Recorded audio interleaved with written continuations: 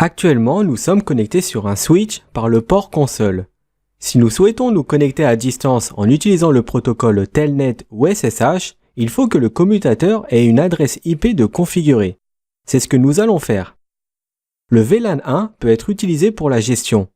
La commande interface VLAN permet de rentrer dans le mode de configuration du VLAN. Ici, ce sera le numéro 1. Ensuite, il faut lui affecter une adresse IP et un masque de sous-réseau avec la commande IP-adresse. Le VLAN 1, par défaut, est désactivé. C'est pourquoi il faut l'activer avec la commande No Shutdown. Voyons maintenant la configuration d'une adresse IP sur un routeur. Il faut commencer par se connecter sur l'interface. Ici, c'est la face Ethernet 00. On lui affecte ensuite une adresse IP comme pour le switch avec la commande IP-adresse. Maintenant qu'on est bon sur les IP, retournons sur notre switch et allons lui configurer un accès Telnet pour que l'on puisse se connecter à distance.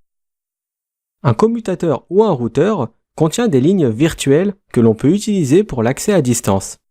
La commande linevty04 permet de rentrer en configuration sur les 5 lignes virtuelles de 0 à 4.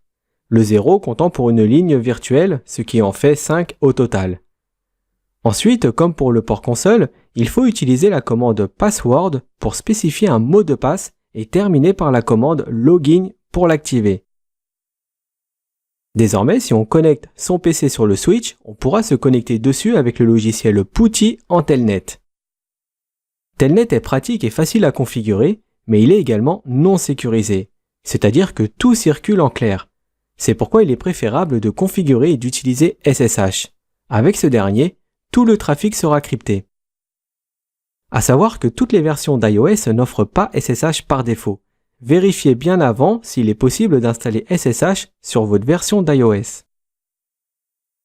On va voir comment configurer SSH.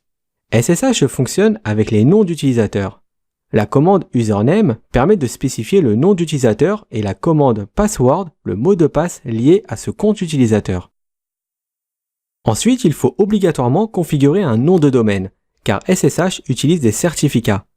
La commande ipDomainName permet de renseigner le nom de domaine.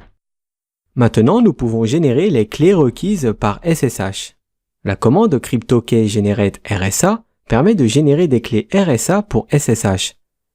La clé doit avoir au moins 1024 bits. Par défaut, il activera la version 1 de SSH, mais pour des raisons de sécurité, il vaut mieux utiliser la V2. Pour cela, il faut utiliser la commande IPSSH version 2. Et la dernière étape consiste à taguer les lignes virtuelles en SSH. On se connecte sur les accès virtuels avec la commande linevty04. Ensuite, il faut lui indiquer d'utiliser l'utilisateur qu'on a créé juste avant avec la commande login local. Et pour finir, il faut autoriser uniquement SSH et pas Telnet avec la commande transport input SSH. Reste plus qu'à se connecter en Telnet avec PuTTY.